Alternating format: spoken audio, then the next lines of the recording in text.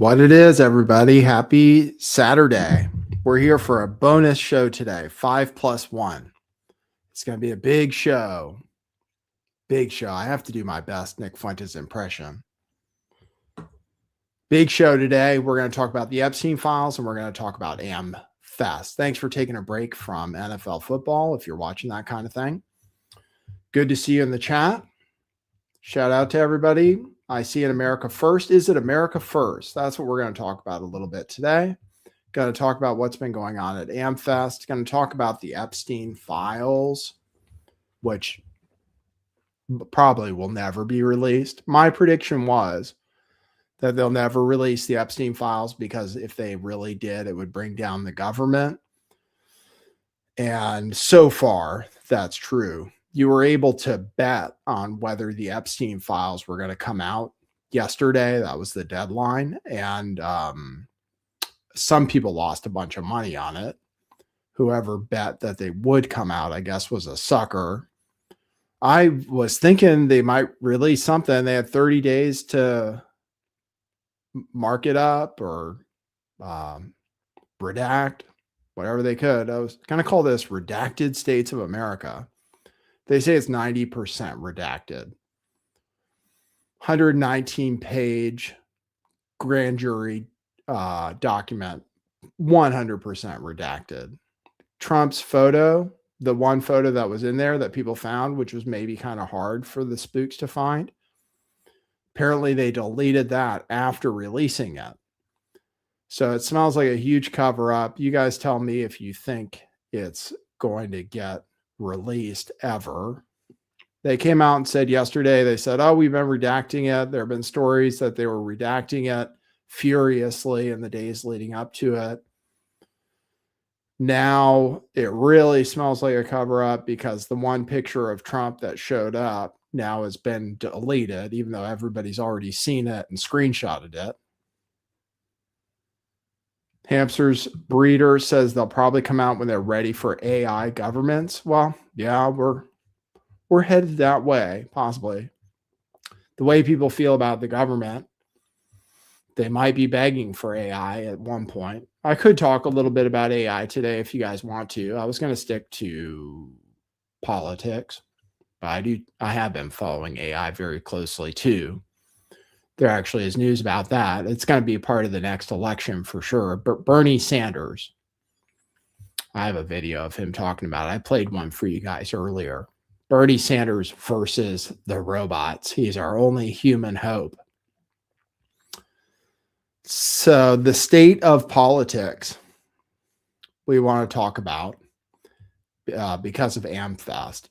So I might focus on that. We might get through the Epstein stuff pretty quick because there's nothing to talk about. They say it's 90% redacted.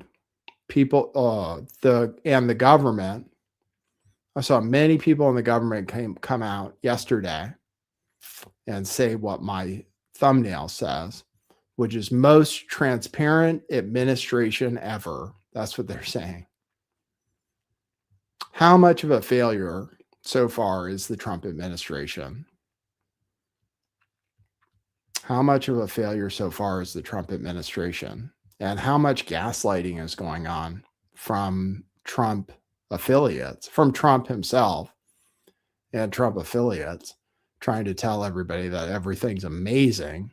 We just seized another tanker. That's in the news. That's news that's breaking as we're going live. We seized a tanker with Chinese oil on board, like 2 million barrels, something like that. So we're kind of at war with Venezuela. We're kind of at war with China because we're at war with Venezuela, because Venezuela sends half of its oil, of which it has the most oil anywhere in the world, which Trump says is ours, that they stole from us. I can't get a handle on things. There's so much gaslighting, it's insane.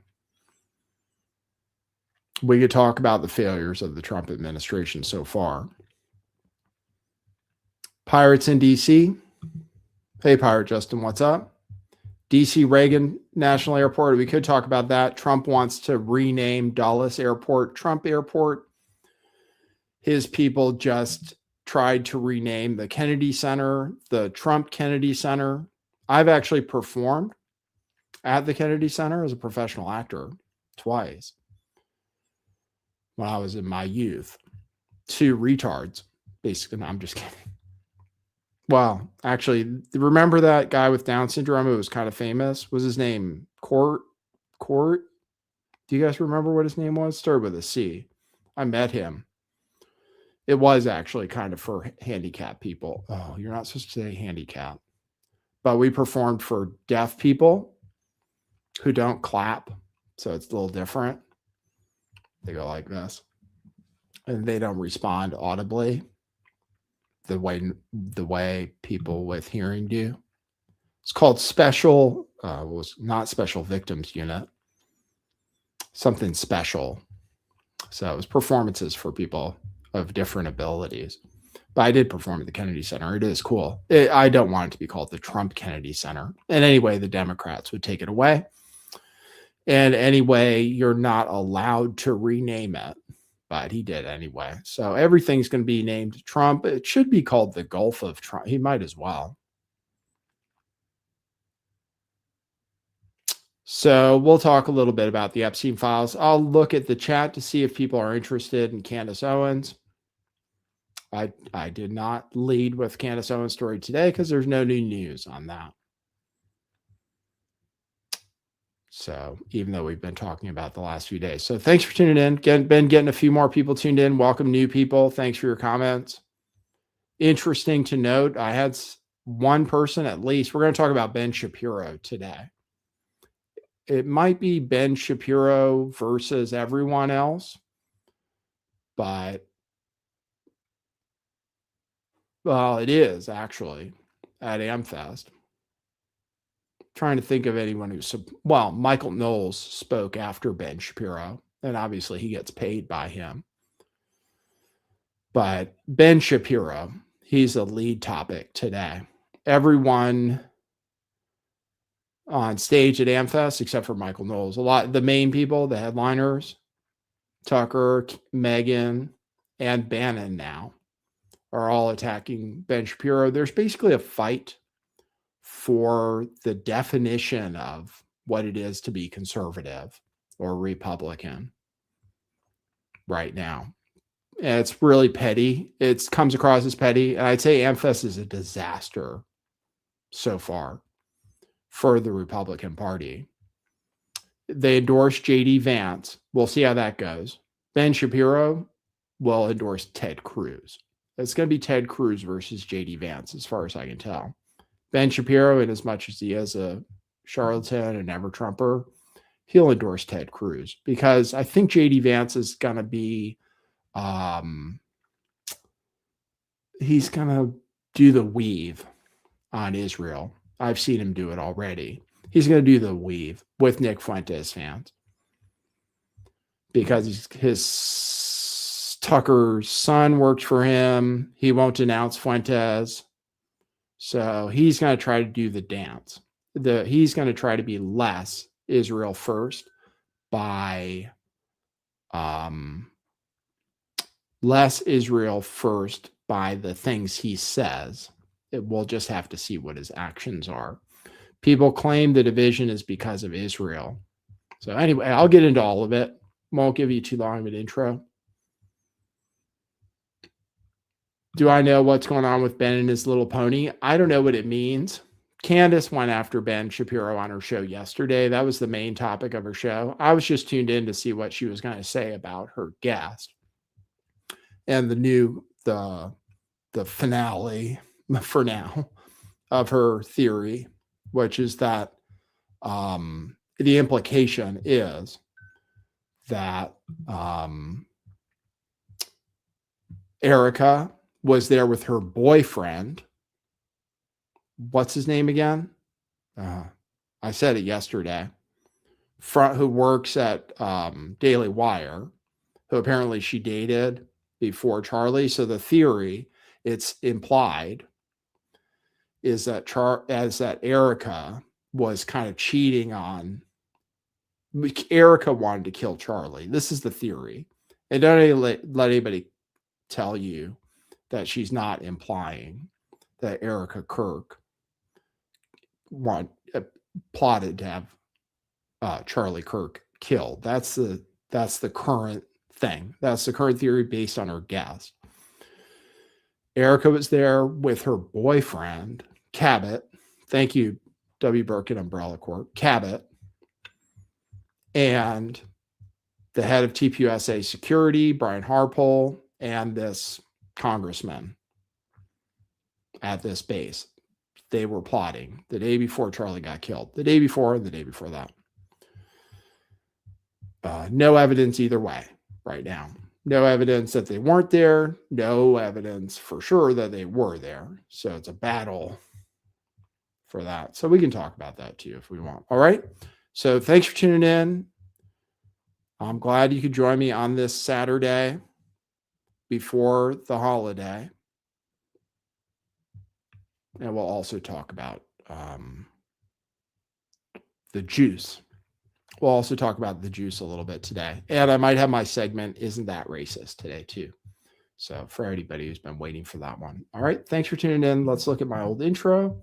Then we'll get started. Okay. Cue musical intro. Boy, that's brilliant.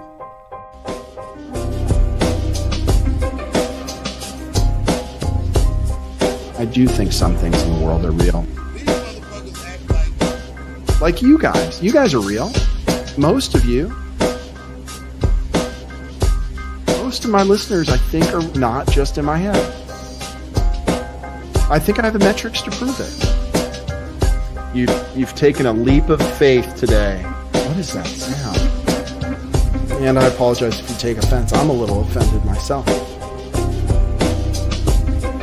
Welcome to our show. Welcome to the future. What it is, joining you live from sunny California. It's a beautiful day today. I'm your host, Nathan Stoltman. And I bring you the news, the real news.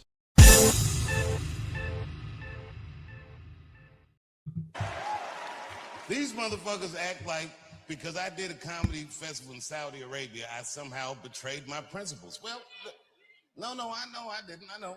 No. No, come on, everybody, let me do this. And I'm sure, all right, now everybody calm down. Now, I'm sure I'm right. First of all, what did they say? They said, Saudi Arabia killed a journalist, and rest in peace, Jamal Khashoggi. I'm sorry that he got murdered in such a heinous fashion, but period. And also, I mean, look, bro, Israel's killed 240 journalists in the last 3 months, so I didn't know y'all was still counting. Oh no, they lost Dave Chappelle and everybody cheered. They lost Dave Chappelle. Why so much anti-Semitism? Everyone wonders. Why so much anti-Semitism? Why so many conspiracy theories? Charlie Kirk didn't like conspiracy theories. He shut people down when they asked about the USS Liberty too, actually. I'm going to show you some evidence today that Charlie Kirk was still working with the Jews before he died, and probably was unlikely to have been murdered by Israel.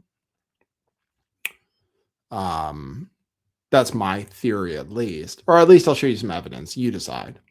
But that's what people are waiting for. Thank you, Sharon. Look what Sharon says, everybody. She says, my beard is so hot. I don't know if she's really a female or playing a role. She keeps saying that. Thank you, Sharon. We appreciate you. It's gray, though. It's hot, but gray. All right. So let's talk about the Epstein files. Let me just show you some stuff. Pam Bondi. Biggest disappointment ever. the thing that got a lot of people off the Trump administration who voted for him was the Epstein thing. And actually, Candace Owens claims that's when she's a big influencer. That's why we bring her up.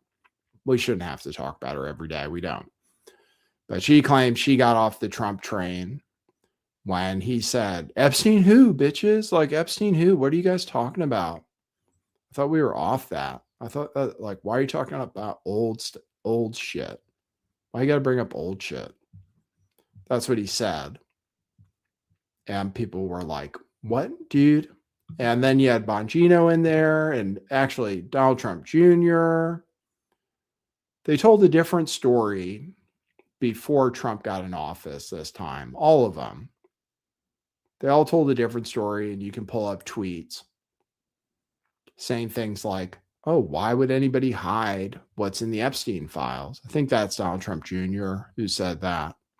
Why would anybody hide what's in the Epstein files? And Bongino saying, and Kash Patel saying, we're going to say what's in the Epstein files. Bondi said she had a list. She's got the list right in front of her. Binders. That's the biggest joke ever.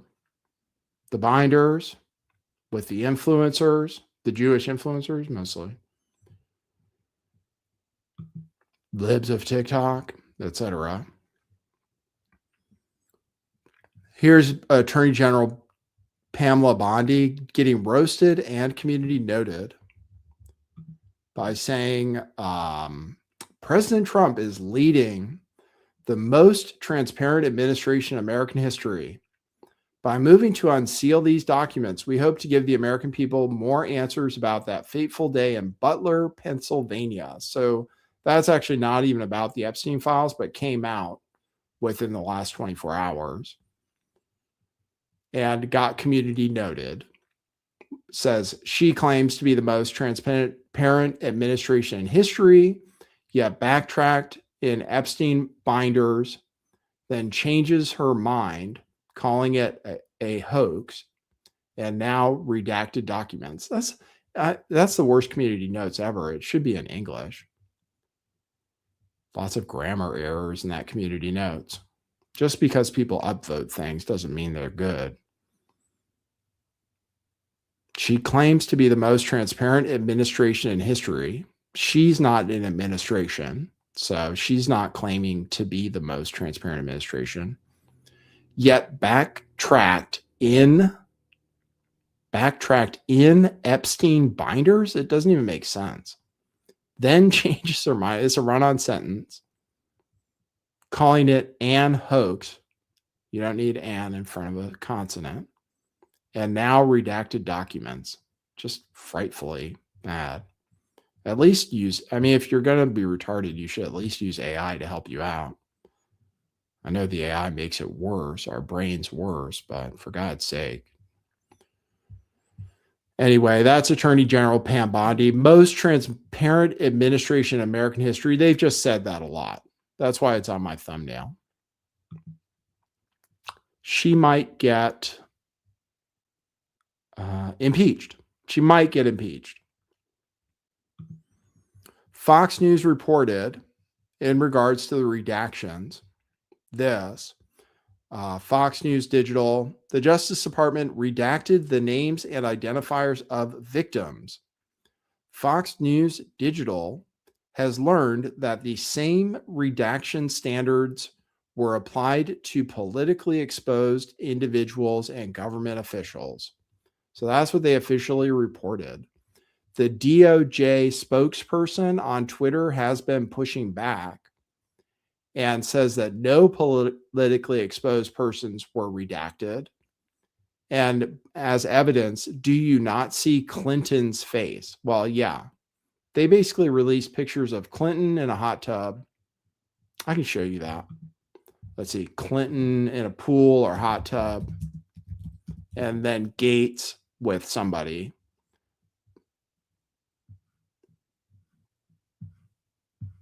There it is. I'll show you. Share this tab. Here it is. There's Bill Clinton in a hotel pool, it looks like, with a redacted face next to him. And supposedly it's only victims that were redacted. So people are assuming that's Bill Clinton in a picture next to a victim. But Trump, it's pretty obvious what Trump is doing. It's a selective release. He's going after his enemies. Basically, you see Clinton, Bill Gates. Bill Gates is next to somebody whose face is redacted. I can show you that.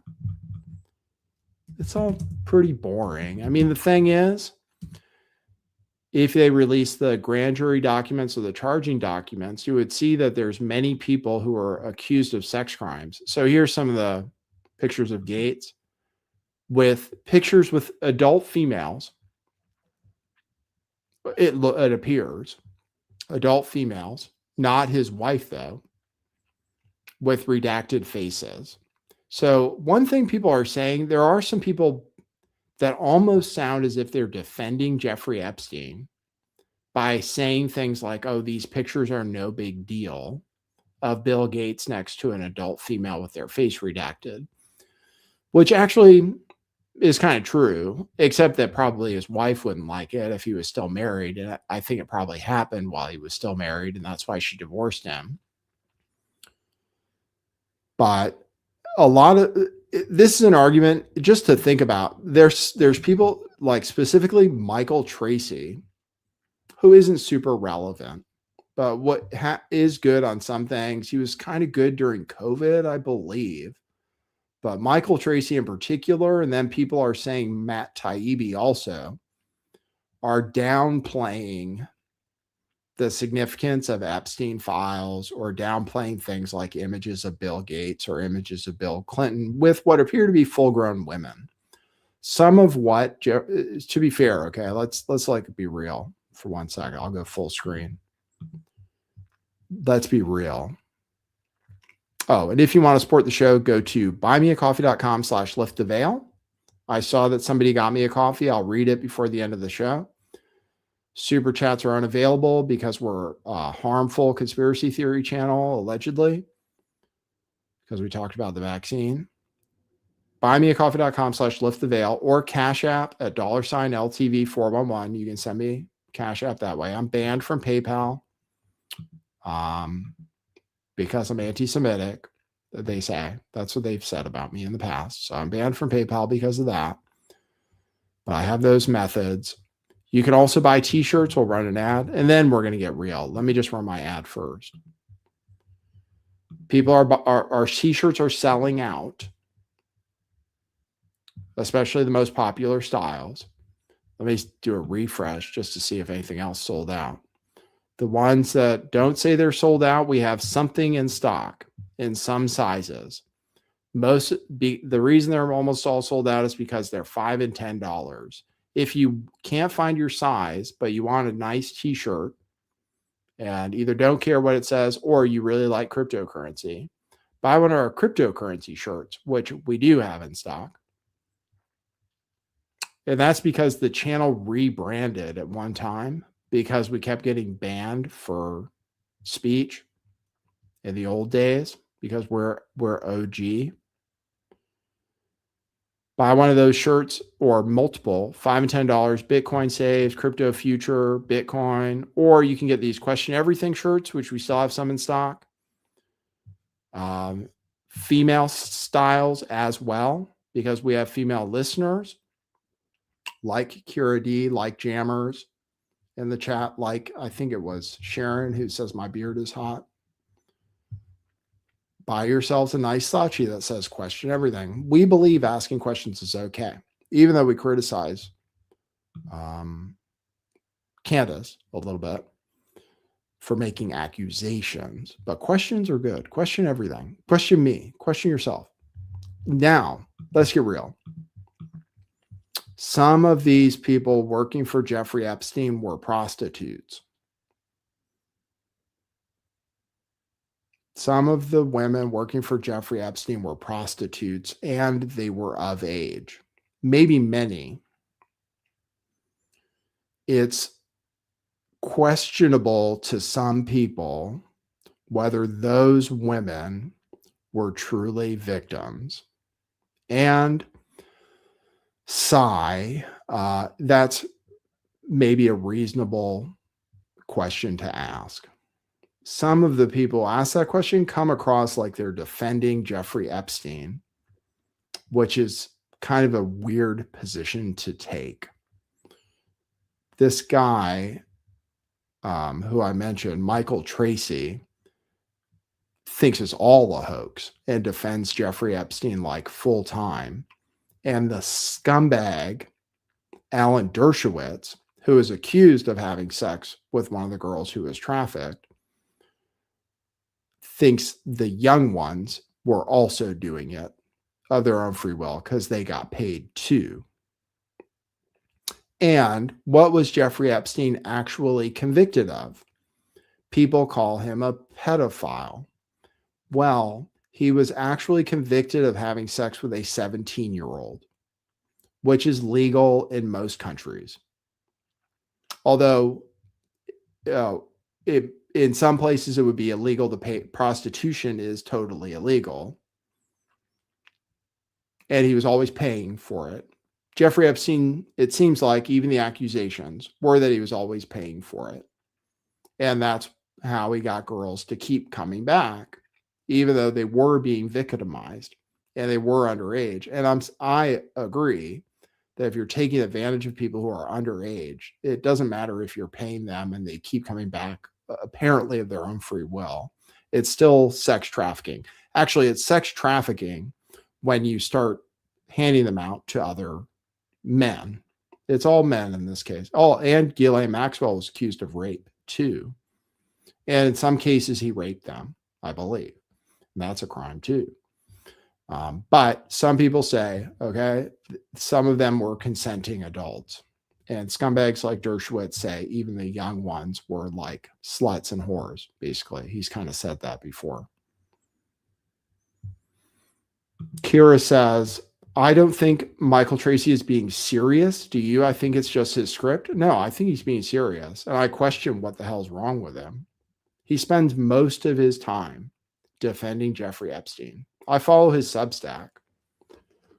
Defending Jeffrey Epstein and attacking Virginia Giuffre. But these were vulnerable girls. Virginia Giuffre was recruited when she was a vulnerable young person below the age of 18 and then trafficked. She was trafficked, according to her. Michael Tracy spends all of his time saying she's a liar, but I don't think she was because it's corroborated. There are like 1,000 girls that all say the same thing. So it's not just believe all women or anything.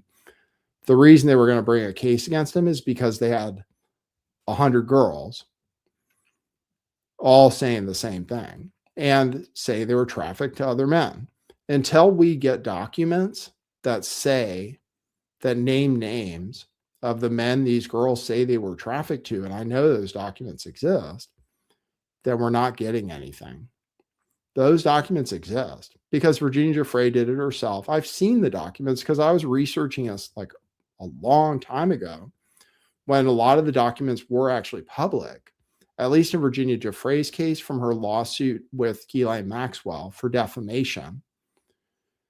She said all these people she was trafficked to, and then sometimes didn't say names, but would say like prime minister, hotel chain owner. And I put two and two together, and Naomi Campbell was dating this French hotel chain owner, and she's seen pictured with that person. Naomi Campbell was attached to Jeffrey Epstein.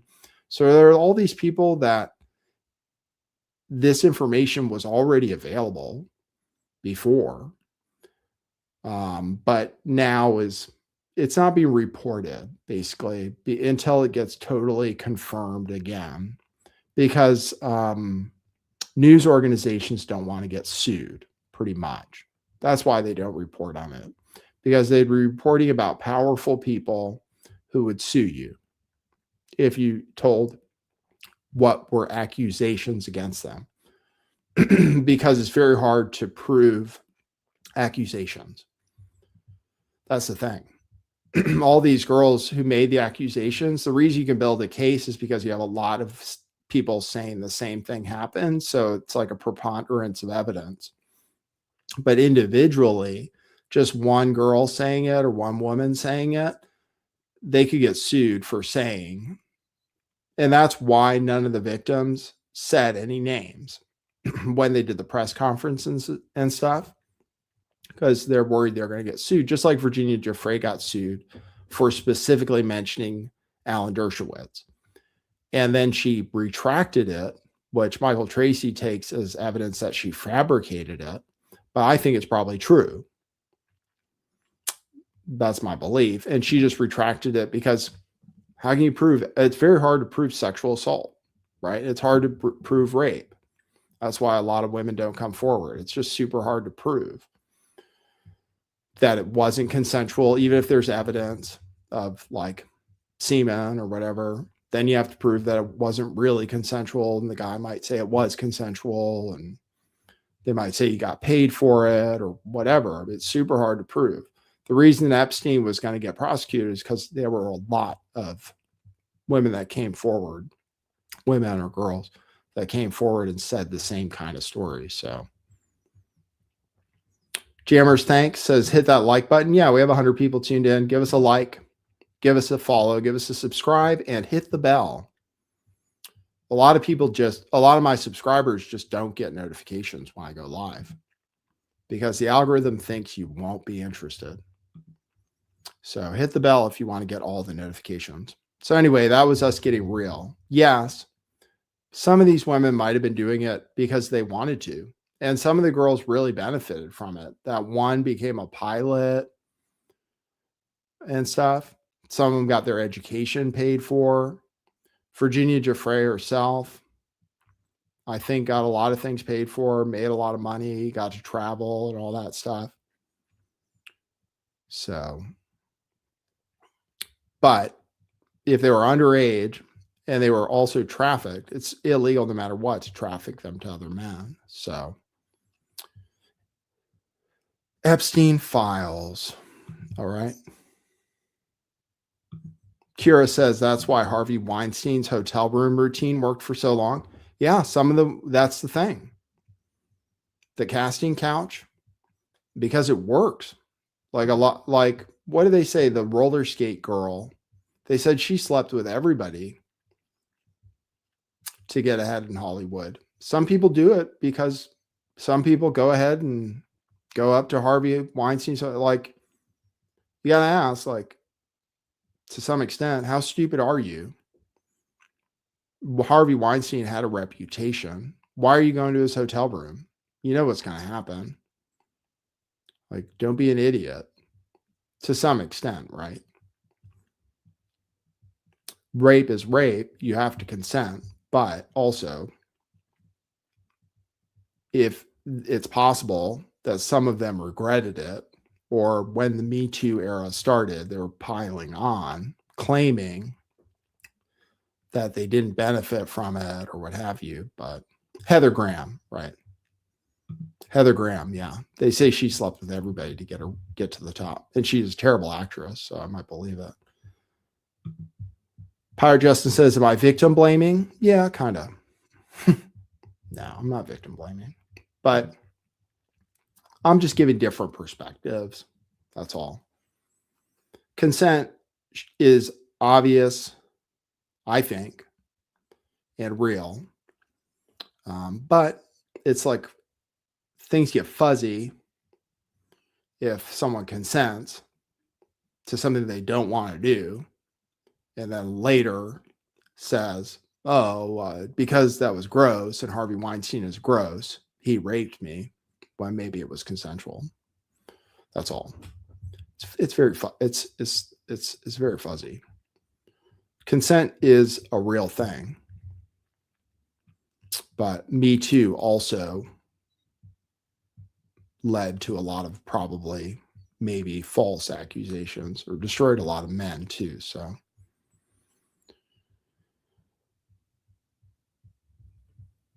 controversial enough for you? No, but in the case of Epstein, he's a scumbag. He trafficked women. And also, actually, as long as we're being controversial, I don't know if Prince Andrew did anything wrong. If you want my real controversial opinion, he had sex with someone who was 17, which is totally 100% legal in England. And she consented, even though she was taken advantage of. She did it willingly for Jeffrey Epstein, and then she got paid for it too. So in a way, Prince Andrew kind of got a raw deal in a way, because the age of consent in England is 16. So what do you think of that?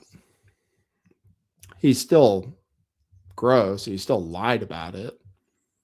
But what he did, I don't even think it wasn't illegal as far as I could tell. I think prostitution might be illegal in the UK too. And then I don't think he paid for it. I think Epstein paid her. So he had consensual sex with someone who was of age in his country and then lost everything because of it. So that's super controversial to say too, but I don't know. I'm willing to say it. Why didn't he own it? Well, because he looks like a dirty old man. It's still a dirty old man to have sex with a 17-year-old. Still disgusting. Or yeah, I think it's still kind of gross. Although if he just went out and had a prostitute, I don't think prostitution, in my opinion, I don't think prostitution should be illegal. And it isn't actually, even right now in this country. Prostitution is kind of legal already in this country. You're technically not allowed to say, I'll give you $50 for a blowjob. That would be illegal. But you can say, oh, I'll pay for an hour and then I expect to have sex. And then consensually it happens. That's legal. That's called escort services, which are basically legal everywhere. So, and then prostitution is legal explicitly, where you pay for sex acts. You're not allowed to pay for a specific sex act, but you are allowed to pay for somebody's time and then have consensual sex, basically. So, and anyway, someone mentioned OnlyFans. Yeah. And anyway, if you do it on camera for money, you can do it on camera for money, and that's legal. So it's kind of a fuzzy line, and it's the oldest profession and stuff. And some people do it willingly. Trafficking is a different story, but if you're doing it for yourself and consensually, then. And I had that male prostitute on my show who was on the TV show on HBO, Gigolos. So, what was his name? Can't remember. Bald guy. Anyway, all right, back to the show. We got the controversy out of the way. B. More Busker says escorts. Yeah, escorts are legal in all 50 states, as far as I know. It's just a fancy word for a prostitute. I mean, they still know that you expect to have sex with them, I'm pretty sure. It's just that you're paying for time, theoretically, and then doing something consensually.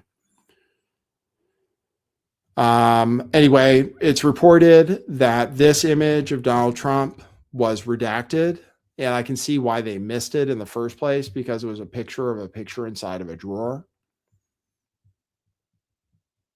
So this picture came out. People saw Donald Trump. It looks like this is him here. Oh, yeah, you can see my pointer. This is him here with some woman, and then this is him here with several women. Donald Trump is like a womanizer. I mean, everybody knew that. He was kind of a playboy. He had his own, didn't he have Trump, was it Trump Talent Show? And then he had his own modeling agency. And he bragged about being able to walk into the locker rooms when the girls were changing. And some of the models were underage at his modeling agency. I don't think he did any of the sex with Epstein, though. I don't think he engaged with it. And I don't know that he did it with anyone underage. Although I've seen claims, like on the Opperman report, that he had like a 17-year-old Russian girlfriend. But that people have to decide whether that's really, I think old guys like take it with young girls is super creepy and weird.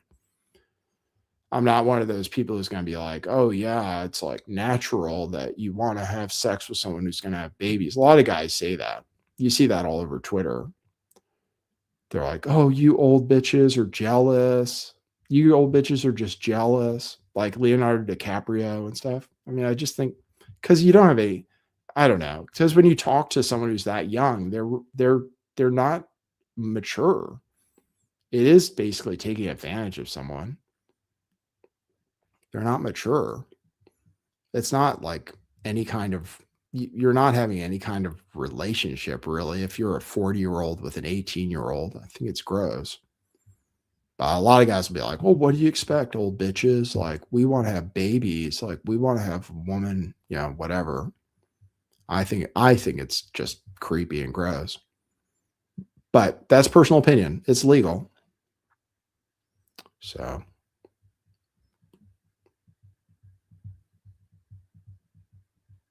All right. Here's Khanna saying they might be impeached.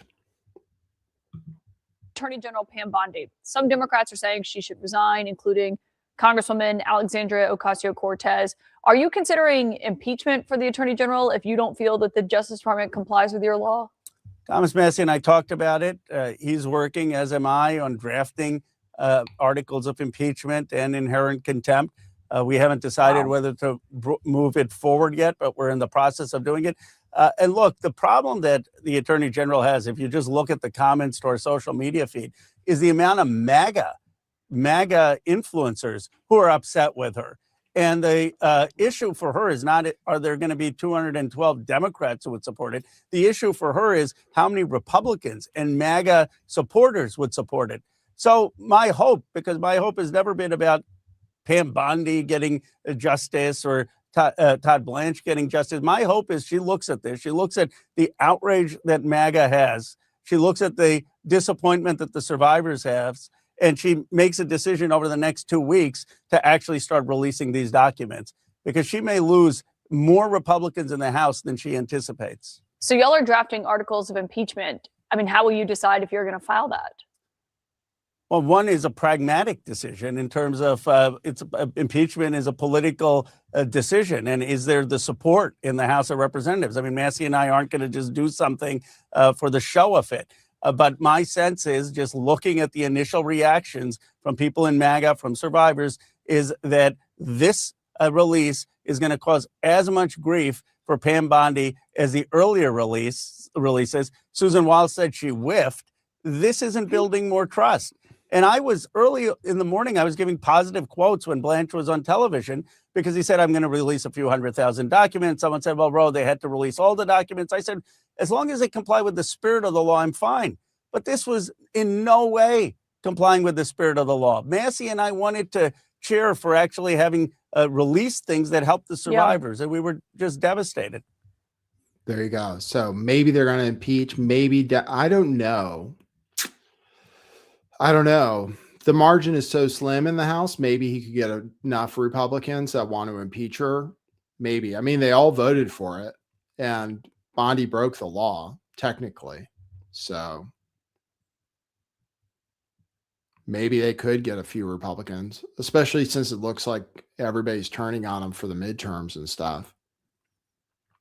But we'll see. So Bondi, I mean, they did break the law by the letter of the law, which Massie has pointed out. Here's Kash Patel. This is an old clip.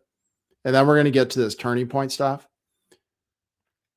Here's an old clip of Kash Patel claiming there's no, here, I'll just play it. There's no credible information. None. If there were, I would bring the case yesterday that he trafficked to other individuals. And the information we have, again, is limited. So the answer is no one? For the information that we have. In the files? In the case file. Okay. There's no credible information. None. If there were, I would bring the case yesterday that he trafficked to other individuals. And the information we have, again, is limited. So the answer is no one? He said there's no evidence. A bunch of the victims or survivors or whatever you want to say said they were trafficked to other men. Virginia Giuffre, said she was trafficked to Prince Andrew, among others, prime ministers, famous people, etc. And a bunch of the other survivors or victims said exactly the same thing. And if they release the documents, then it would show that. The charging documents were going to show that in the early case in Florida and probably in the redacted grand jury evidence. So Cash is lying, basically.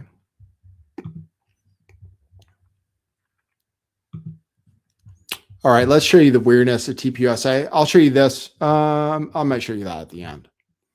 Weirdness at TPUSA. TPUSA. We're shifting gears. Thank you for tuning in for the Epstein files. We're shifting gears to TPUSA. AMFEST shit show. Slugfest. One thing people find weird is that they have a replica of the booth that was set up at the UVU campus where Charlie Kirk was executed, allegedly. And people can get their picture taken there. What do you think of that? Do you think that's weird? Here is some evidence of that. They set up a booth. They're saying it's a replica of where Charlie Kirk was assassinated. And you get to pay, I assume, to get your picture taken in it. What do you think of that? And you can see from behind me, this is a recreation of the tent where Charlie Kirk lost his life at Utah University in September, and people are taking selfies with it. You can see from behind me, this is a So that is strange. Doesn't mean they killed him, though. It is weird. If I were Candace, I would say, oh, that's weird. They probably killed him. But it is weird. But I can understand it at the same time. But it's morbid. It's creepy. Someone says trauma, mind control, kind of. It's like bringing up the trauma of him getting killed. Then you get to get your picture taken there. Kind of weird. Kira says, makes them all the more sus than they already were. Kira, are you still hanging on to Candace? I'd be interested. I welcome you.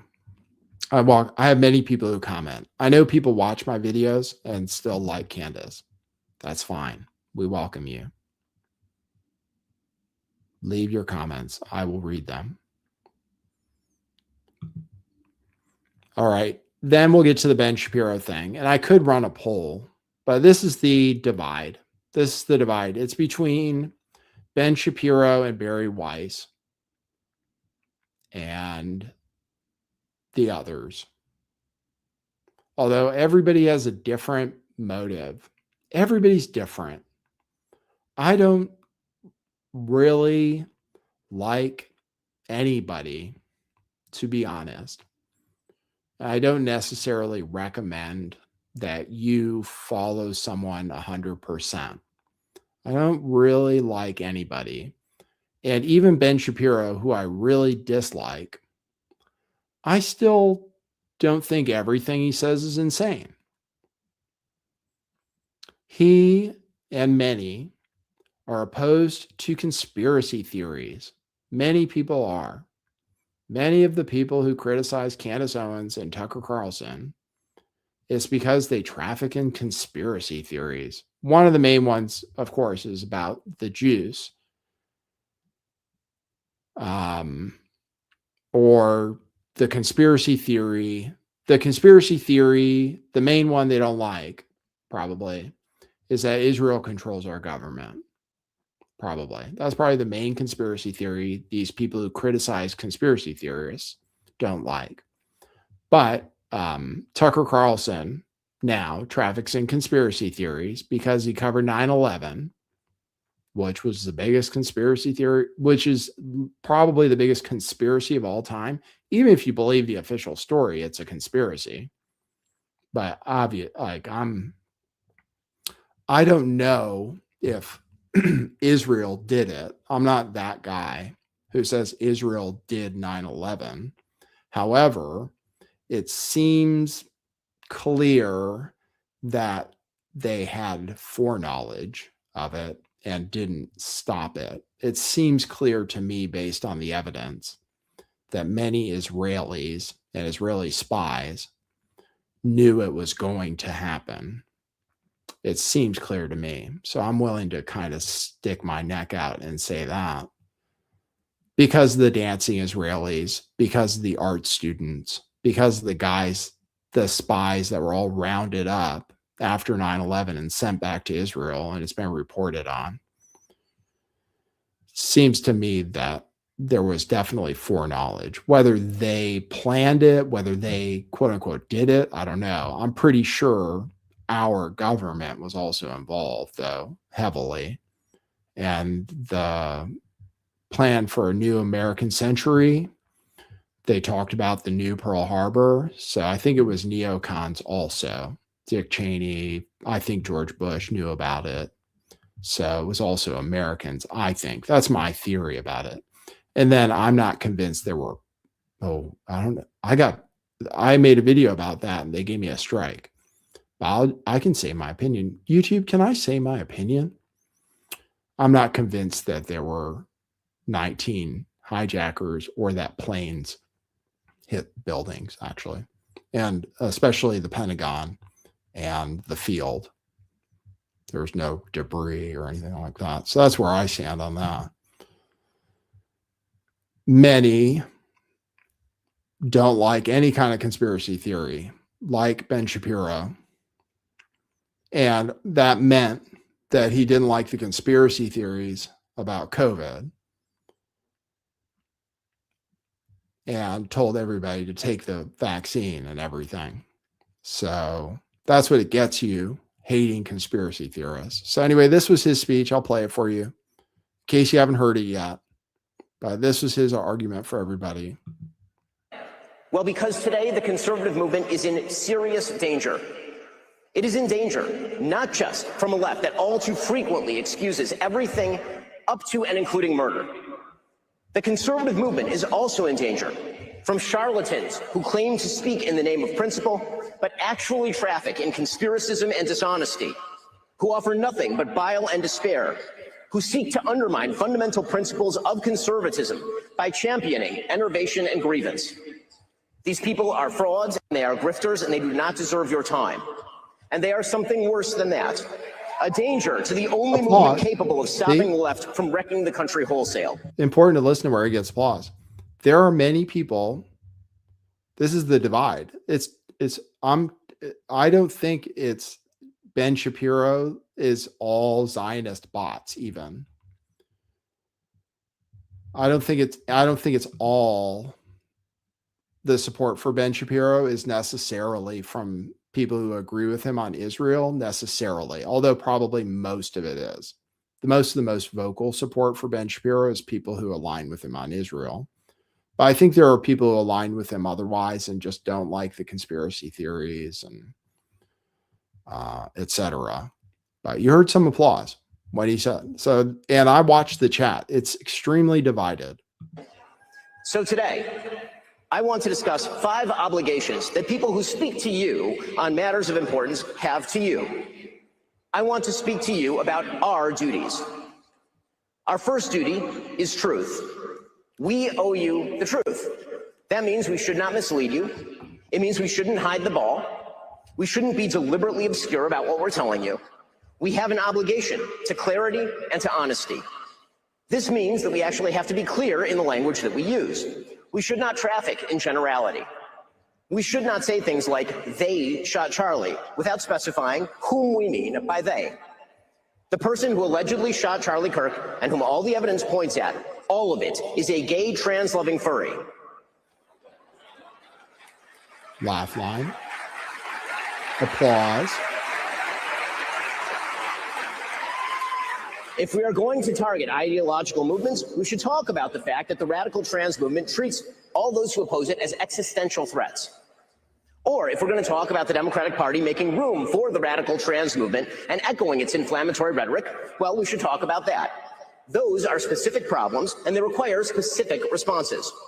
When people say they shot Charlie, however, they are instead trafficking in vagary that results in increased hatred without proposing any effective response. They are fostering despair and rage, and that makes things worse. We must also be honest about what people say and do, regardless of what that means coalitionally. It is the job of politicians to build coalitions. It's the job of those of us who try to shape public opinion to hold politicians to account and to hold them accountable to our values. Our values. Whose values, though? That's the thing. They all want to say they speak for everybody. That's the thing about all of them. Everybody. Well, at least Tucker. It's arrogance, you know, that you're seeing on display at TPUSA. All of these people hold themselves in very high importance. I don't know if Meghan is as bad as the guys, but they all hold themselves in very high importance and all think that they are the ones who hold the truth. That's the problem with saying we deserve the truth. But I agree with him. You should be specific. And if I was critical of Candace, it's because her conspiracy theory isn't specific. Now it is. But now's where it gets really interesting because it is so specific. It finally got kind of specific, but then she blamed Israel again. Israel did it. Okay. But I thought Erica Kirk did it. I thought Turning Point USA was in on it. I'd say, yeah, it's better to have a real theory. If you're going to be a conspiracy theorist, one of the reasons I couldn't follow Candace is because it was like spaghetti. Spaghetti, spaghetti, spaghetti, spaghetti. One theory one day, change the topic. Some things have been totally forgotten about. The French assassins, never talk about that anymore. The guy who lived in her neighborhood, that's dropped. Something new every day. It's just confusing. It just like it is kind of brain rot at a certain point.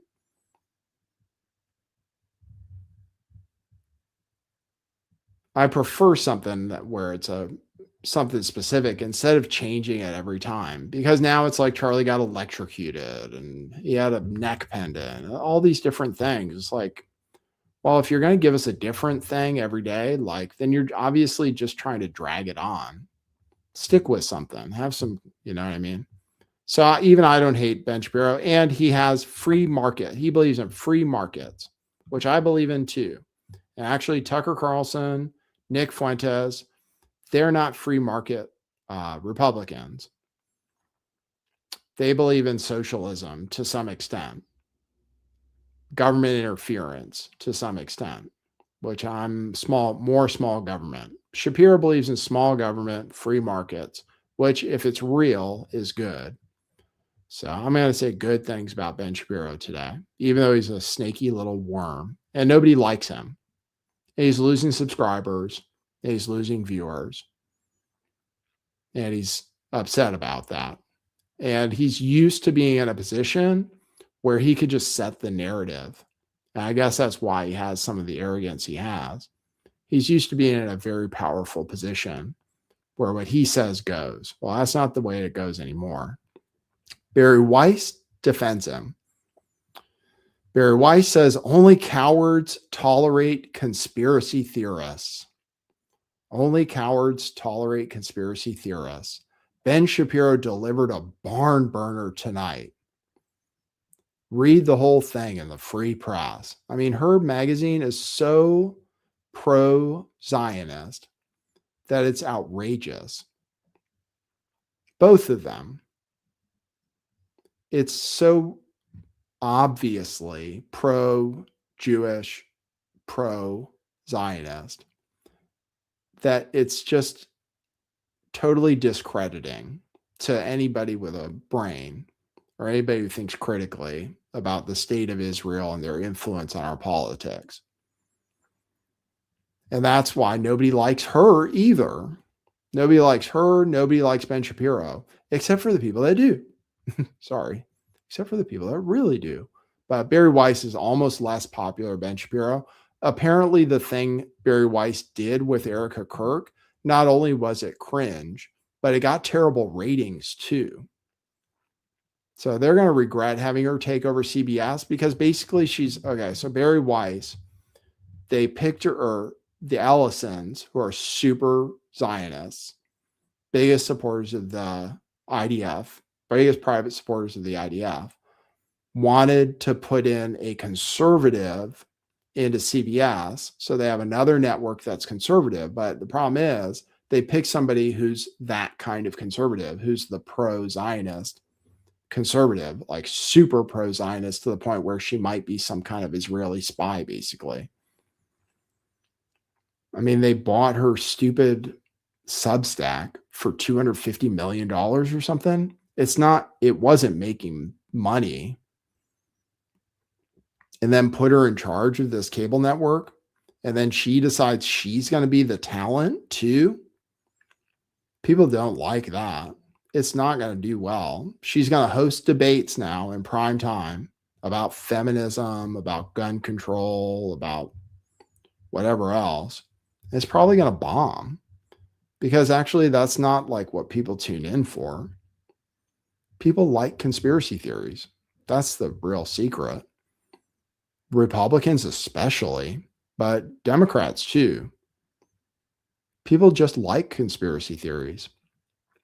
QAnon probably helped Donald Trump. And QAnon was ridiculous. And I didn't jump on that bandwagon to my own detriment at the time.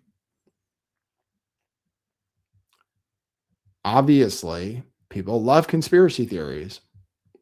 I'll tell you about my TikTok video that's doing well. It's a conspiracy theory. And it might be fake news too. It might be an AI photo. I'll tell you about that. But attacking people for being conspiracy theorists, it's probably the majority. It's probably literally the majority. People don't believe the official story anymore. They don't even care if they're called a conspiracy theorist.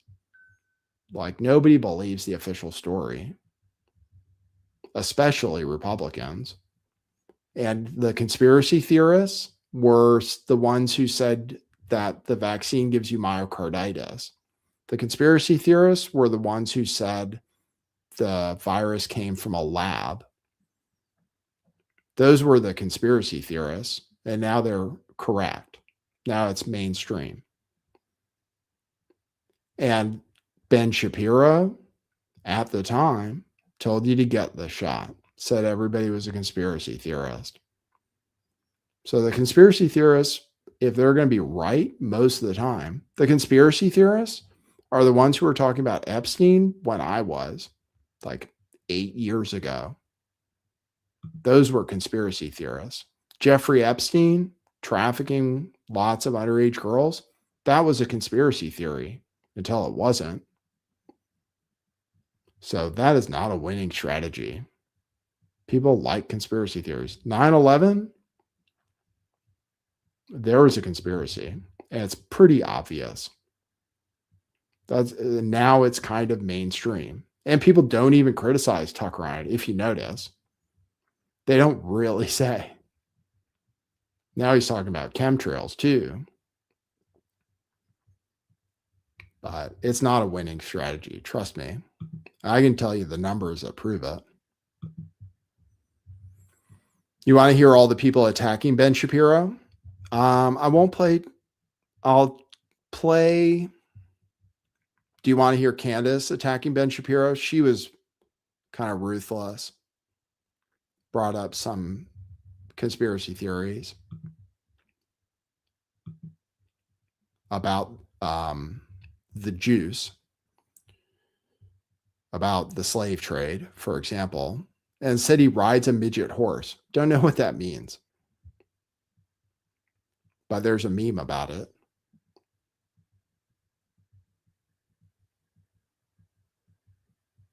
Here's, we already played you Tucker denouncing Ben Shapiro. You know that Candace Owens hates Ben Shapiro. I'm going to skip that. She went scorched earth on him. he's been pretty mean to her, so I understand it. Here's Megyn Kelly denouncing Ben Shapiro.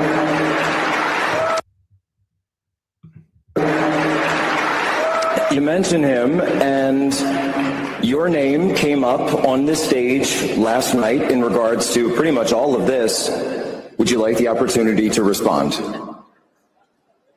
Well, I found it kind of funny that Ben thinks he has the power to decide who gets excommunicated from the conservative movement, which shows a willful blindness about his position in it.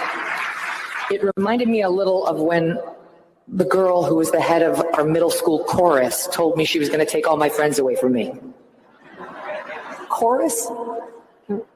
A head cheerleader, maybe, but so I resent the whole thing. I object to the whole thing. Ben and I, he had the nerve to call me a friend right before he called me a despicable coward for not calling out the people he once called out. So he both wants to parent me and be my child. He wants to tell me what I have to do and who I have to say what to. And then when I don't, he and some of his friends want to act like utter victims because I won't do what they say. They need me. I have to be their daddy and step in to protect them. And I am not their daddy. And I resent that he thinks he's in a position to decide who must say what to whom and when. Thank you.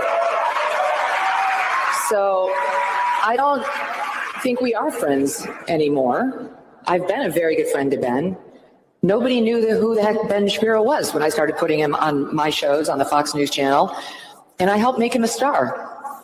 And I've been very, very good to Ben over the years, and he's been good to me too. He just recently came on my tour, as did you, and I gave him the most kind introduction I could possibly give him because I know that he's losing subscribers a lot. And so I tried to do something nice for him by giving him a long 10-minute intro and personally vouching for him. And we mixed it up on Israel out on stage. It wasn't Israel because we're on the same place on Israel. We mixed it up over whether Tucker Carlson should be excommunicated from the conservative movement, which I do not believe. And thank you. And when it was over, we hugged, said goodbye, and then we had a nice text exchange a couple days later saying our friendship was important to us. And the next thing I saw was him attacking me on stage last night as a coward. So that's not friendship. And I think that's fine with me, with friends like that. So there you go. So that was trashing Ben Shapiro. Tucker trashing Ben Shapiro, which you already know about. Candace trashing Ben Shapiro. But I had somebody in my comments. The thing is like, I like to mix it up with everybody. The thing is if you attack Candace Owens, then you get Ben Shapiro supporters who are like, hey, that, and so I have a comment under one of my videos about Candace that's like, did you see what Ben Shapiro said about, so I'm like, well, you don't want to know what I think about Ben Shapiro. Or somebody else saying, well, Candace thinks the moon landing is fake. I'm like, no, the moon landing is fake as fuck. It's not that, I like to mix it up with everybody though. We welcome everyone here. Here's Jeffrey Epstein's best friend, basically, Steve Bannon. And I don't know how he's going to get away with that. I guess people are just going to ignore it. Steve Bannon, who after Jeffrey Epstein was convicted of everything, Steve Bannon was literally working on a multi-part documentary trying to rehab Jeffrey Epstein's image right before he got arrested in 2019. He's in the files as much as anybody. And who knows whether he was doing anything with the girls or not. But what the fuck? I mean, and Steve Bannon, who kept insisting that Donald Trump is going to get a third term, which is ridiculous. But he really has it out for Ben Shapiro too. So here's that from the Turning Point. Shapiro called Breitbart Trump Pravda. When he left, he called it Trump Pravda. And he was kind of right. We had to be. There was no other news site that was supporting President Trump. When poor Megyn Kelly came out in that first debate and made what looks like now some innocuous questions, right, about Trump's Facebook page or his Twitter feed, about Rosie O'Donnell and others, have Jack Posobiec ask her how it turned out. We unleashed the dogs. We were maniacs. Why? President Trump had no backing at Fox, had no backing in the National Review, and in 16, that would have driven him out of the race. So we had to be there. But Ben Shapiro is like a cancer, and that cancer spreads. It's a cancer, and it metastasizes. He tried to take over Breitbart, and I ran him out of there. He tried to take over David Horowitz's, who was his mentor. Don't ask me. Ask the guys associated with David Horowitz what he did there. He tried to take that over. And mark my word, he will make a move on Turning Point because he's always been envious of Charlie Kirk.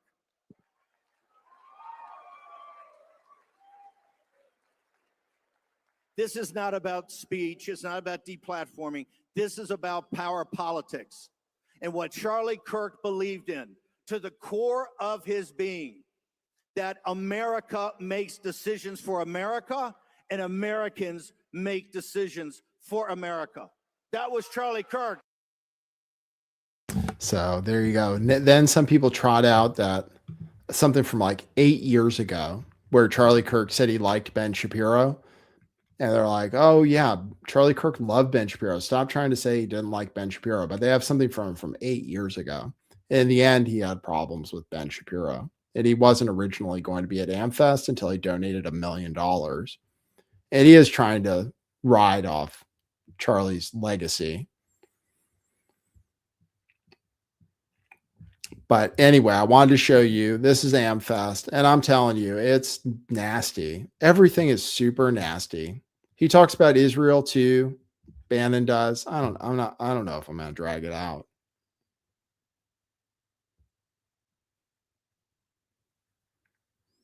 I'll play another thing from Megan saying how it's all about Israel.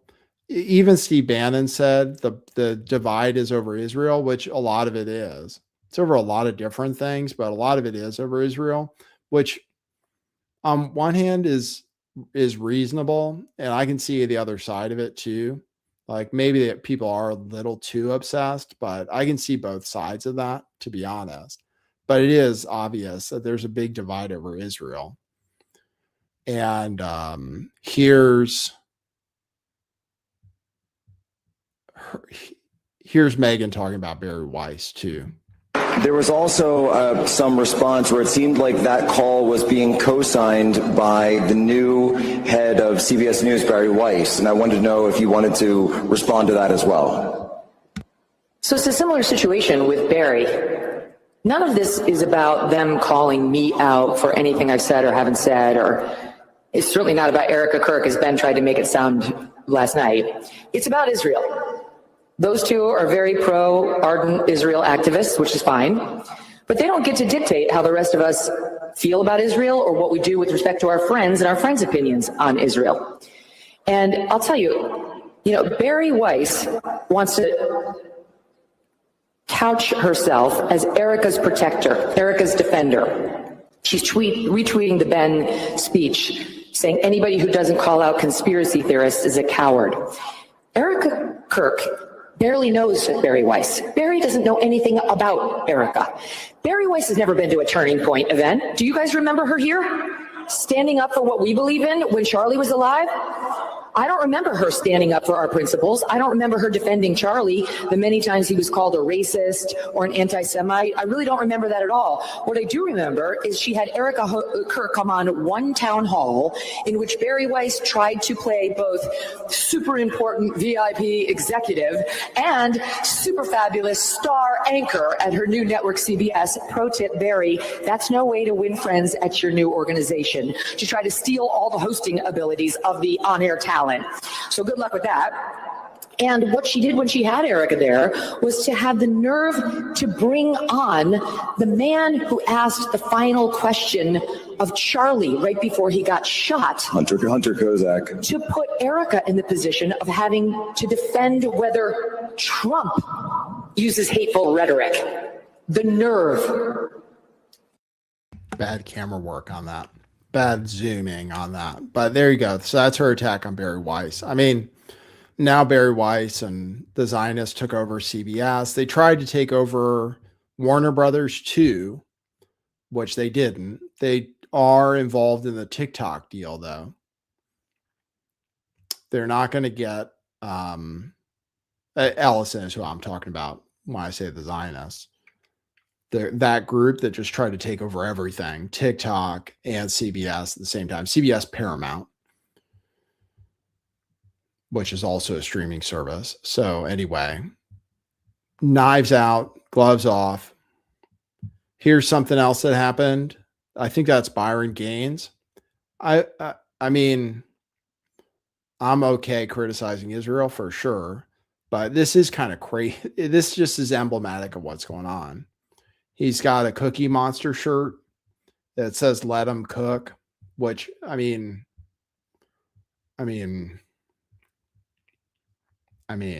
seriously, that's a little over the top for a TPUSA event. And there was something about the guys from Fresh and Fit being kicked out and then having been let back in. But the "Let 'em cook," the Cookie Monster, that's a reference to Nick Fuentes' bit, which was based on a super chat he got about Cookie Monster making many batches of cookies and basically trying to talk about the discrepancy in the numbers of how many bodies could have possibly been burned in the Holocaust. But "Let them cook," as in like obviously it's like let Jews cook in the ovens, basically. And then Posobiec is right there. I mean, this just shows you what's going on at TPUSA. It's insane. It is insane. Not to say, like, I thought that was an interesting bit on Nick Fuentes' show, and he got a lot of criticism for it. But I mean, seriously, like, it's not very serious to show up to a conservative event where you know that there are people who are pro-Israel there. And you have something that's about literally baking Jews in ovens on your shirt. That's a little insane. So just showing you the insanity that's going on at this event. It's bad, man. Everybody hates each other. Okay, here's something just to like clear your mind. Okay, Charlie Kirk, we know from text messages that Charlie Kirk was changing his mind about Israel. Candace Owens says, because Ben Shapiro doesn't like her, that Israel was definitely involved in killing Charlie Kirk. I've said that that's unlikely because Charlie was still an ally to Israel, even if he was kind of changing his mind.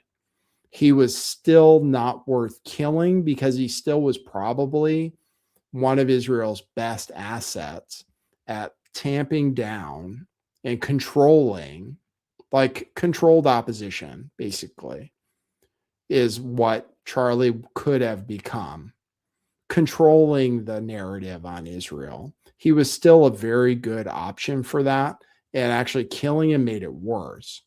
It based on the results for Israel, I think based on the results, killing Charlie Kirk, who is trying to hold it together on Israel, still, even though he was changing his mind, even though he was upset with Jewish donors and stuff, I still think it's a bit of a stretch.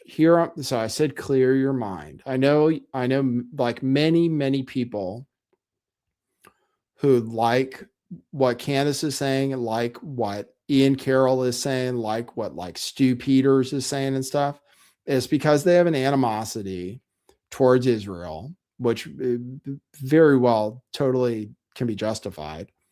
And they think that Charlie Kirk was on their side before he died, and that's why they had to kill him.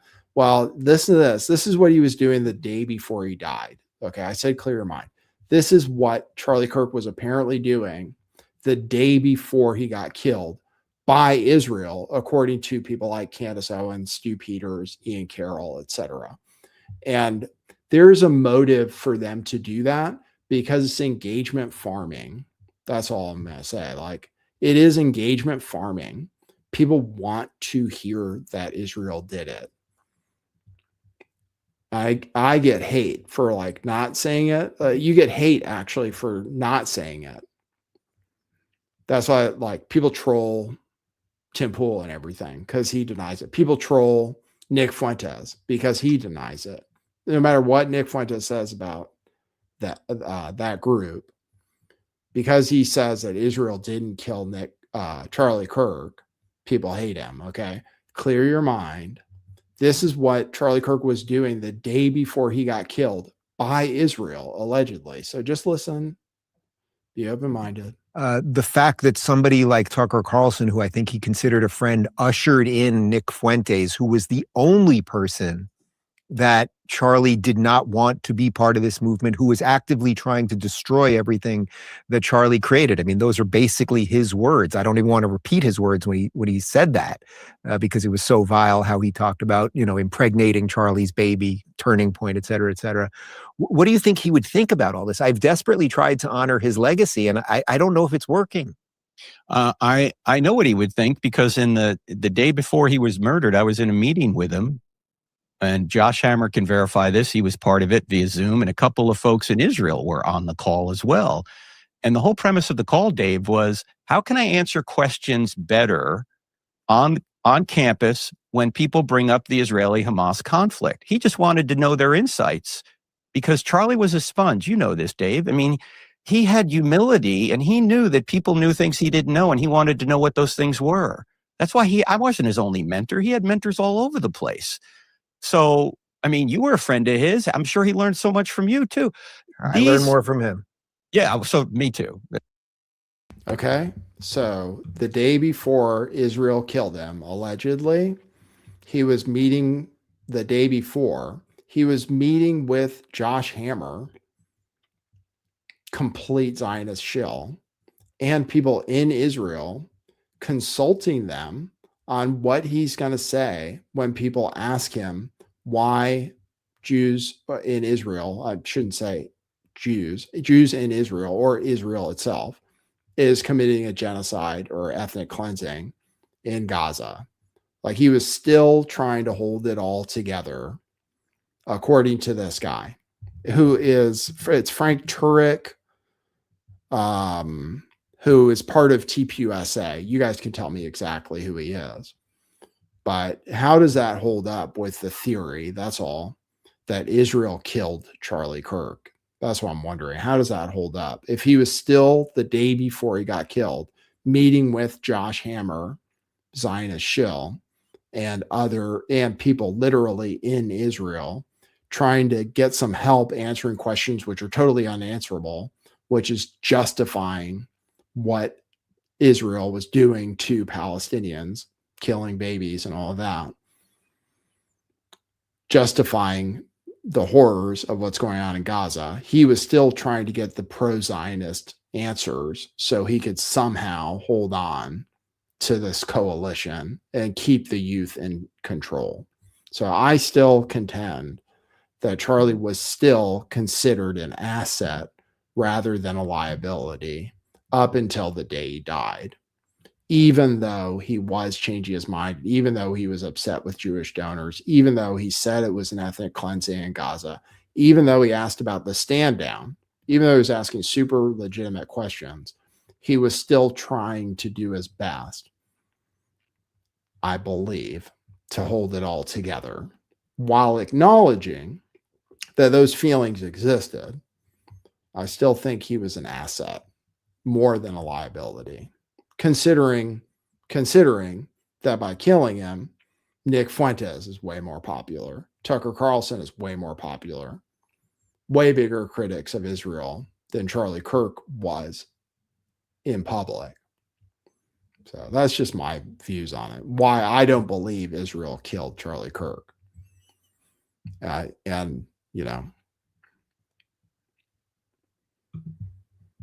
But you're free to disagree with me.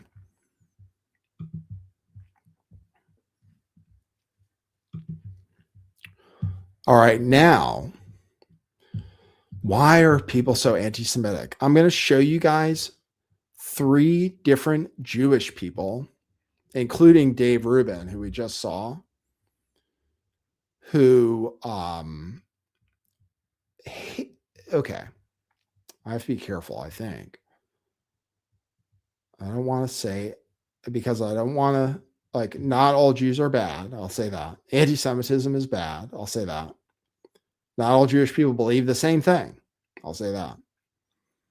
Why are people anti-Semitic? Well, why are so many Jewish people anti-Islamic or Islamophobic, as you want to call it? I'm going to show you 3 examples of Jewish people and Jewish groups going out of their way to not recognize this Muslim guy who saved Jewish lives and risked his own life in Australia in the Bondi shooting, okay, including Dave Rubin, who goes out of his way to say the guy wasn't even Muslim, like multiple times before his producer has to tell him, dude, multiple times. He's like, oh, it's not a big deal. Listen to it. And then I'll show you a Jewish group, a big Zionist group, talking shit about the guy. I mean, this is how bad it is. So people ask, oh, where did the anti-Semitism come from? Well, it's I'm going to suggest it's examples like this. So I'll show you Dave Rubin. It's not a big deal. It doesn't matter if he's Muslim or not, but he wasn't Muslim. Listen to this. Incredibly, here is a man. His name is Ahmed al-Ahmed. He is a 43-year-old fruit stand owner, and he disarmed one of the terrorists. Oh! And his name sounds like he's Muslim. It turns out he's a Maronite Christian, actually, from Lebanon. And you can make of that what you will. A guy by the name of Dan Bermawi, who I think is an ex-Muslim author. He's quite good on X if you don't follow him. He wrote this. Today's Islamic terrorist attack was stopped by a human being who happened to be Muslim. Now, it turns out that this man is not Muslim. As I said, he's a Lebanese Maronite. Islam did not cause the Muslim to stop it. Humanity did. Don't get confused.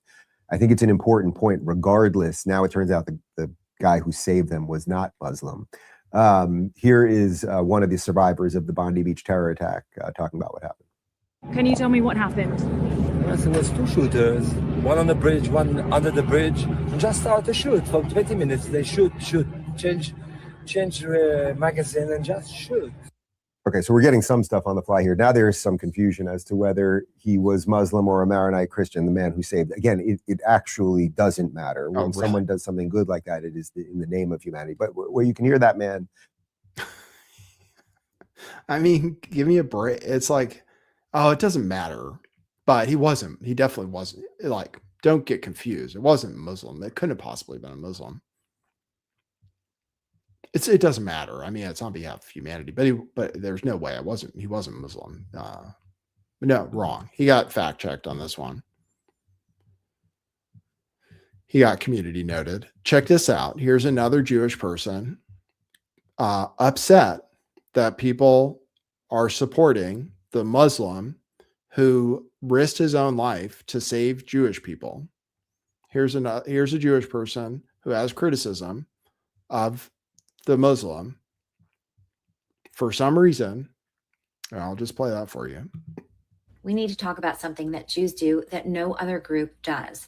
After the Bondi Beach attack, a GoFundMe for Ahmed al-Ahmed, the man who tackled one of the gunmen, has raised $2.5 million.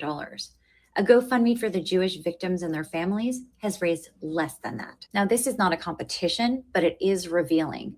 Ahmed al-Ahmed is a hero, full stop. He saved lives and deserves credit for that. But notice this, in every conversation or press piece about the Bondi Beach massacre, his name is mentioned along with the victims. Can you imagine this happening to any other ethnic group? When another community is attacked, the attention stays on the victims and their families, not on the one outsider who stepped in. Only Jews do this. We bend over backwards to show that we are fair and grateful, often at the expense of our own people. When a GoFundMe for the man that stopped the attackers raises more money than the GoFundMe for the Jewish victims and their families, framing matters. And it says a lot about whose pain we center and whose we brush past. And when we normalize that, we're not being fair or generous. We're actually showing the world that Jewish victims come second. I mean, it's so out of control. It's like, yeah, he's on camera tackling the guy. He ended up getting shot. Check this out. Here's Batar Worldwide, a tweet from yesterday. Batar Worldwide, blue check mark. The Zionist movement of Zev Jabotinsky, founded in 1923. Jewish pride, which you can't say white pride, right? Jewish pride, Jewish defense, Jewish sovereignty, Israel-based chapters worldwide. And it says, Bondi Beach hero gets $2.5 million, but his refusal to shoot the terrorist cost more Jews their lives. He went and got another gun and kept shooting. So, I mean, they're literally critical of him. And it's even more ridiculous because it would have been illegal in Australia for him to shoot an unarmed man. Even in America, I believe, in California, I'm pretty sure that he wasn't legally, he would have exposed himself to legal consequences. Like he could have been convicted of murder and gone to jail because of shooting an unarmed man. And maybe it would, in any case, people pointed out that he didn't end up killing anybody else, that this guy gave the police time to finally do something. They say this post from this Zionist organization says his refusal to shoot the terrorist cost more Jews their lives. He went and got another gun and kept shooting. And then it shows the video. I mean, like it's so insane. And then you see people are like, where did all the anti-Semitism come from? It's stuff like this. It's like people look at it and they're like, what's wrong with you? Like, you're complaining because this guy is Muslim, and like that's super inconvenient, basically. That's like the only way you can read into it.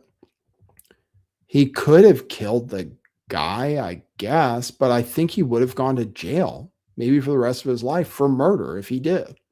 In Australia, where they're taking away guns from everybody now, even though the police obviously don't do anything.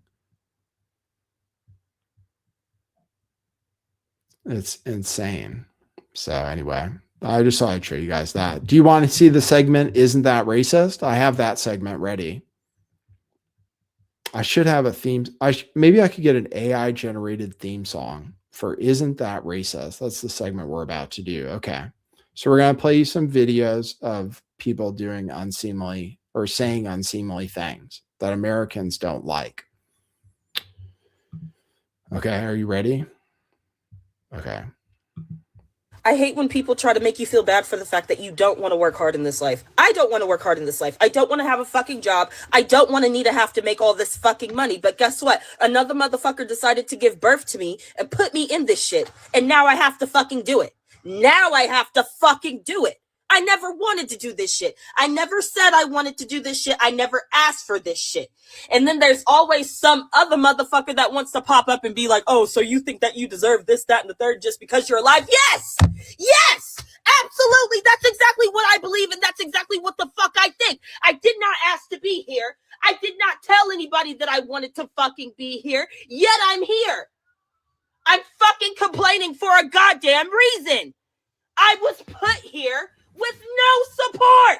I was put here with no knowledge. And then the knowledge that I was given, it's bullshit. It's bullshit to keep you circulating in the same fucking cycle of not getting any fucking where. They did this shit on purpose. I'm being told that I'm supposed to be happy to be given the gift of life. I'm not happy. I'm not grateful, and I don't fucking want it. Never did. Okay. It's good. Actually, most people in the chat agree. So Carly says, I feel her pain. She ain't wrong. Jammer says she's pleasant. Kira D says she has some great points. Diligent Escape says, I agree with her.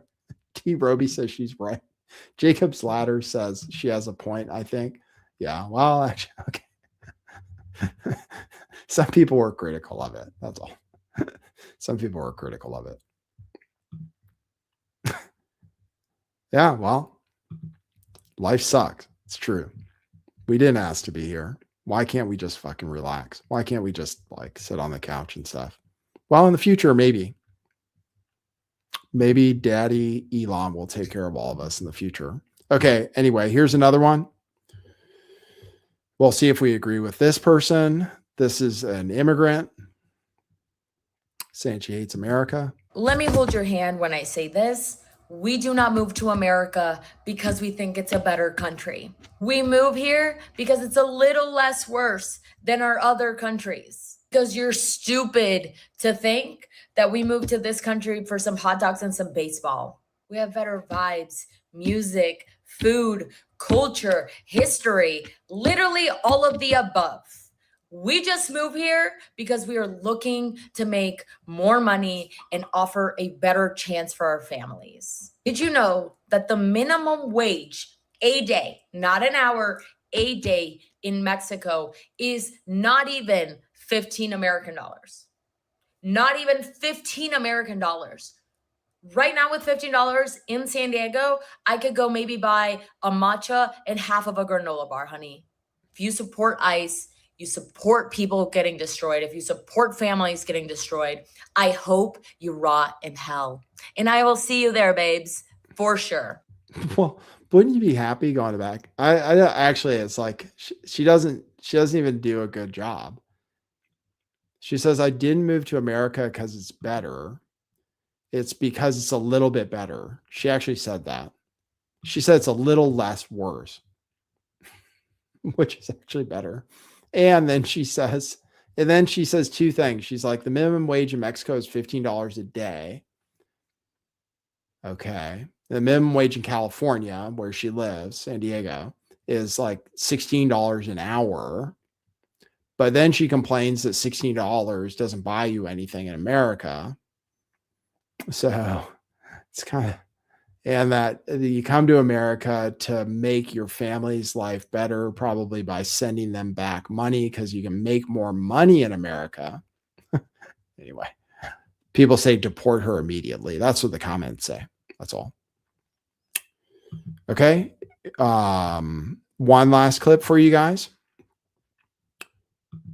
It's not even cool. Like, why they do that? What's the point of food stamps if it's just for real food? Hannah Moore believes she and other SNAP recipients should be able to go into the grocery store and buy whatever they like. Soda, candy, prepackaged sweets, prepared desserts, and juice with less than half of natural fruit or vegetable juice in it will not be allowed to be purchased on SNAP cards. I don't know what Trump is doing. I don't know what's going on. It's not even cool. Like, why they do that? What's the point of food stamps if it's just for real food? Hannah Moore believes she and...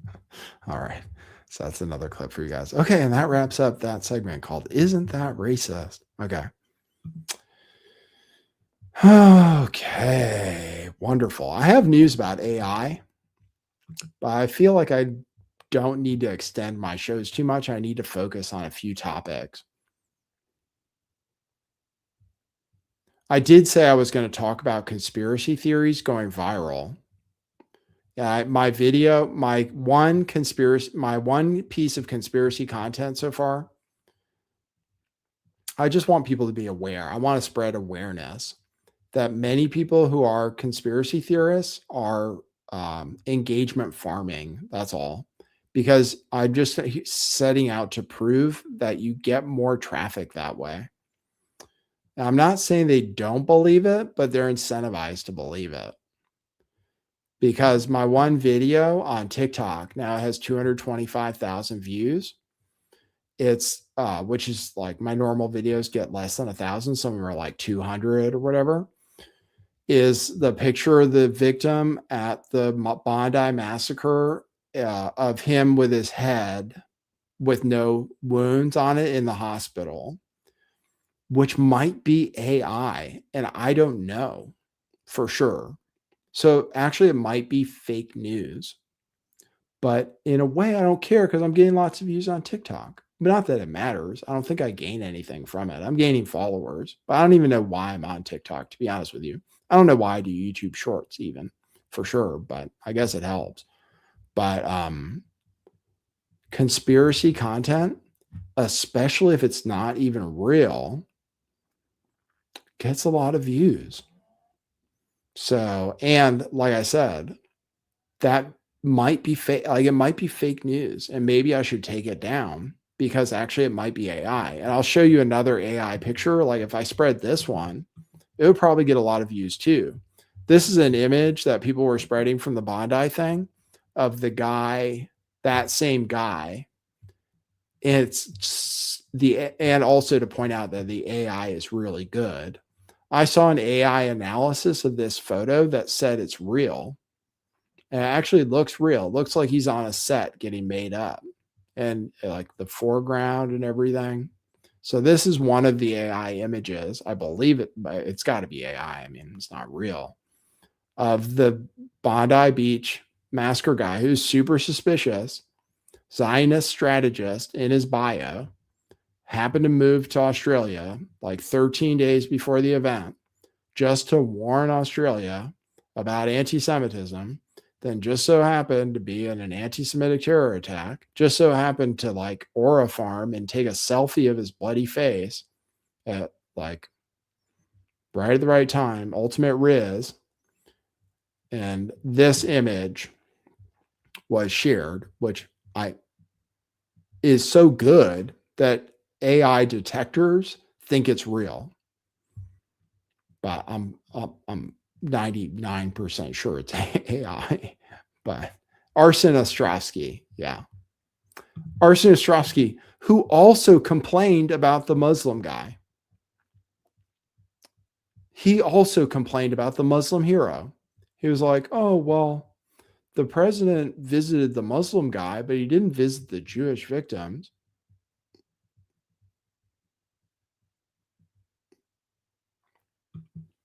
Same thing. He did the same shit. But I'm not saying it was totally. I don't think it was fake. But if I did, I would be incentivized to think that. That's all I'm saying. So that's all I'm saying. I am a conspiracy theorist. Please stop being disappointed with me. But I don't believe everything. That's all.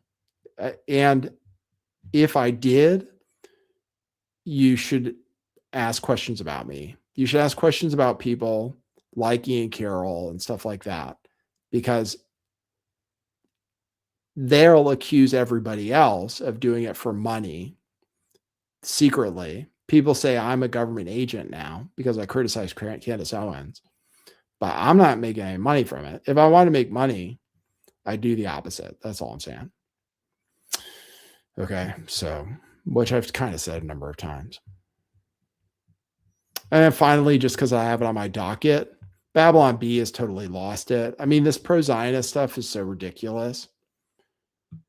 Babylon Bee thinks it's funny to say Tucker Carlson interrupts speech for evening prayer to Mecca.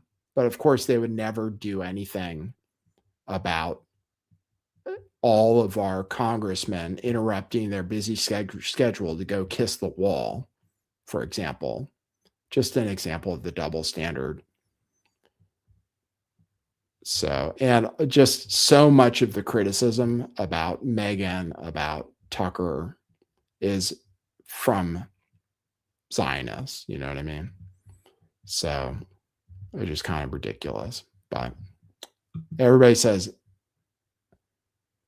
Tucker is a secret Muslim lover, just like they say about Nick Fuentes, just like they would say about me, because I'm, don't think we should hate all Muslims.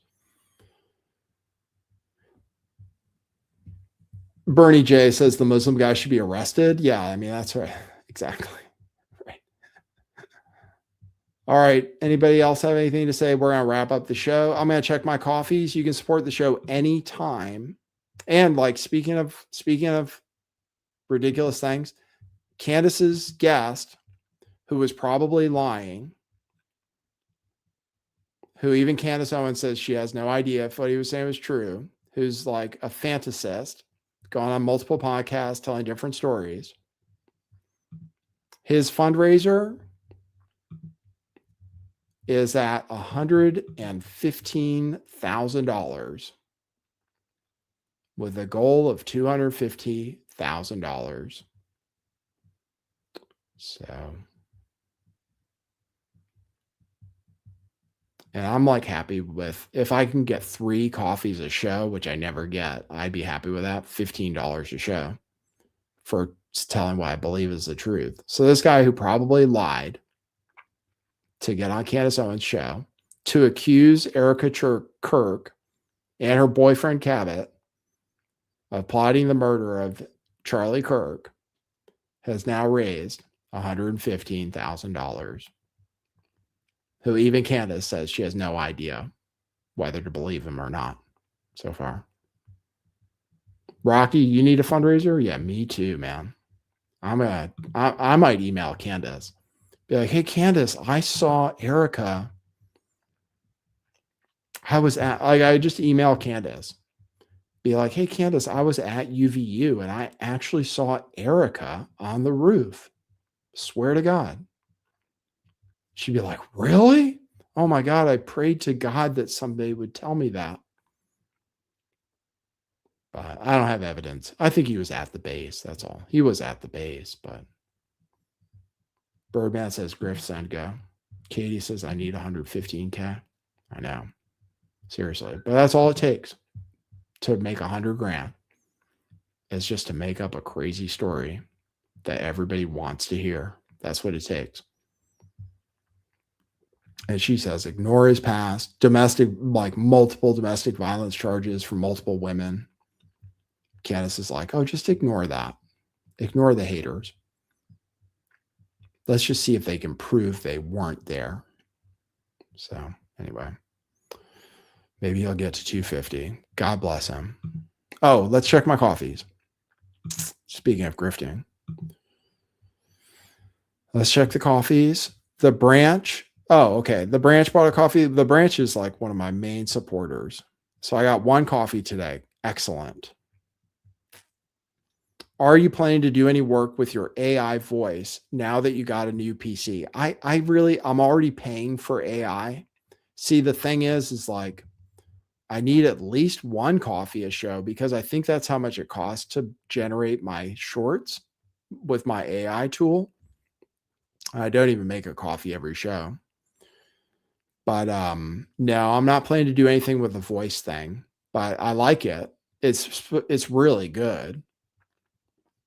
I could do books. I was going to do the Bible with my voice, just with AI, so I don't have to do the work. But I think it would just cost me a lot, and I wouldn't make any money from it. So, but I could.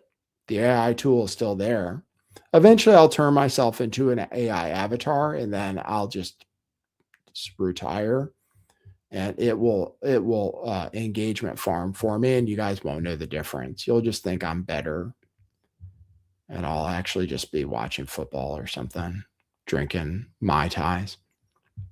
And something that looks exactly like me and sounds exactly like me will do the show, just better, probably. That's all. So I'm just waiting for the day. One of these days, you won't know the difference. I will be AI, and you won't care. You'll be like, oh, he's awesome. Know exactly what to say. Thanks, everybody, for tuning in. Appreciate you. We'll see you at the earliest, to be honest, Tuesday, probably. Appreciate everybody. Thanks for your engagement in the chat. Please engage. Please give me a thumbs up. Please subscribe and hit the bell and leave comments because it's good for the algorithm and we worship the algorithm. For now, that's what it is.